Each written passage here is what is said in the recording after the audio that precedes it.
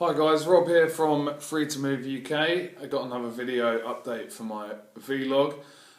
Paul wanted to know what is the difference between HIIT, cardiovascular exercise, and LSD. That's not acid, the stuff that he takes to go to parties. That's long, slow, well I don't, but you might, long, slow distance cardio. So HIIT versus long, slow distance cardio.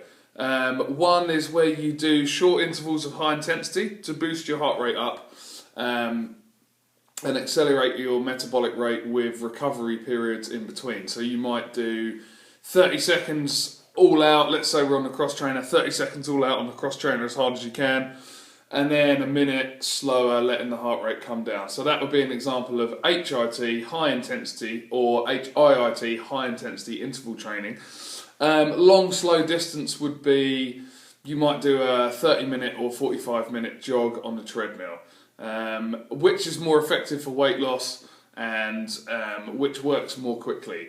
I would definitely fall into the camp of HIIT. I do HIIT with most of my clients, so I'll do typically boxing, minute rounds with a minute rest.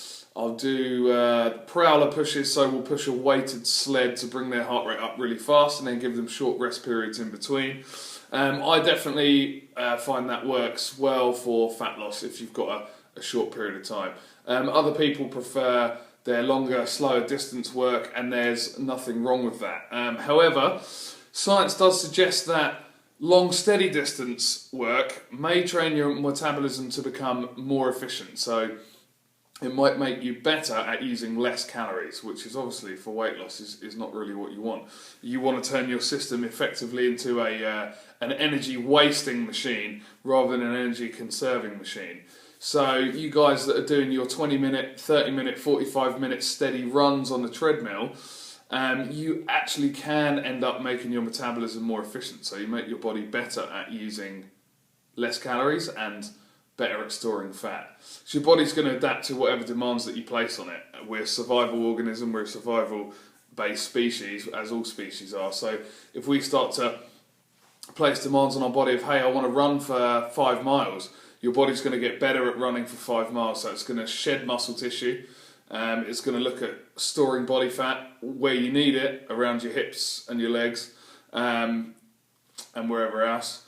And it's just going to look at generally lightening you in terms of muscular bulk so that you can move better over a longer distance. A case in point, you look at marathon runners and other distance athletes. They tend to have little muscle, not much muscle, and relatively high body fat for the fact that they're a professional athlete. Whereas you look at a sprint athlete, they've got large amounts of muscle mass and not much body fat at all. Their physiques are too extreme for how most people will want to look, but we can still learn lessons from the way that they train. So I'm in the HIIT camp, the high intensity camp, rather than the long slow distance camp. However, if you've read any of my other posts on walking, I think walking can be tremendously beneficial for fat loss. The reason being for this is it's pure lipolysis. So when you're walking, you're burning pure body fat and you're not putting your system under too much mechanical stress. So for those of you guys that are looking to gain an athletic edge but you want to drop body fat but you can't add any more training without overtraining, but you want to find a way to burn some extra body fat, I think walking can work really well.